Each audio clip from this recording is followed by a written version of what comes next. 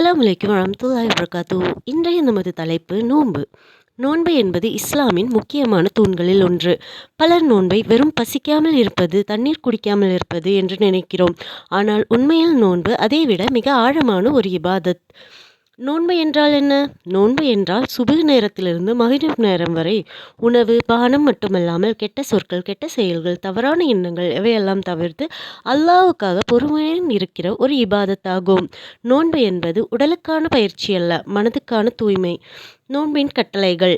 நோன்பின் கட்டளைகளை நோன்பு நமக்கு கட்டளையிட்டதற்கான காரணம் என்ன? நமக்கு முன்பு இருந்தவர்களும் நோன்பு கட்டளையிடப்பட்டது. ஏனென்றால் மனிதன் தக்வா அடைய வேண்டும், அல்லாஹுவை எப்போதும் நினைவில் வைத்திருக்க வேண்டும். நோன்பு நம்மை அல்லாஹு பார்த்து கொண்டிருக்கிறார் என்ற உணர்வோடு வாழ கற்றுத் தருகிறது. நோன்பின் நோக்கம். அன்பானவர்களே, நோன்பின் முக்கிய நோக்கம் பொறுமை, சுயக்கட்டுப்பாடு, பாவங்களிலிருந்து விலகுதல், உள்ளத்தில் தூய்மை. நோன்பு காலத்தில் நாம் உணவையே தவிர்க்கும் போது பாவங்களை தவிர்க்க முடியாதா? நோன்பும் மனக்கட்டுப்பாடும். நோன்பு நம்முடைய நாவை கட்டுப்படுத்த கற்றுத்தருகிறது.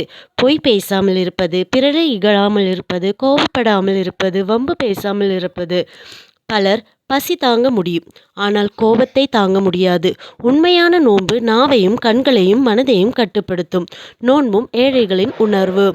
நோன்பு நமக்கு ஏழைகளின் பசியை உணர வைக்கிறது. நாம் ஒரு நாள் பசியாக இருந்தாலே எவ்வளவு கஷ்டமாக இருக்கிறது என்று உணர்கிறோம். அப்படி என்றால் தினமும் பசியோடு வாழும் மக்களின் நிலை என்ன? அதனால்தான் நோன்பு இரக்கத்தை வளர்க்கிறது, தானத்தை அதிகரிக்கிறது, மனிதநேயத்தை வளர்க்கிறது. நோன்பின் பலன். நோன்புக்கு அல்லாஹ் அளிக்கும் பலன் மிகவும் விசேஷமானது. நோன்பு என்பது வெளியில் தெரியாத இபாதத், உள்ளத்தில் மட்டும் நடக்கும் இபாதத். அதனால்தான் அதற்கான கூலியும் அல்லாஹ் நேரடியாக அளிப்பதாக கூறப்படுகிறது. ஒரு நாள் நோன்பு பாவங்களை மன்னிக்க வைக்கும், உள்ளத்தை சுத்தமாக்கும், ஈமானை அதிகரிக்கும். நோன்பு நம்மை எப்படி மாற்றுகிறது?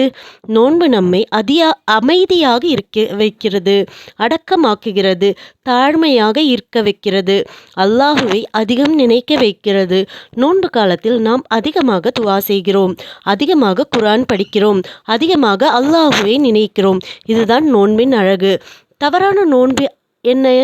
அன்பானவர்களே, பசியோடு இருந்தும் பொய் பேசினால், கோபப்பட்டால், பிறரை காயப்படுத்தினால் அது நோன்பின் உண்மையான பயன் அல்ல.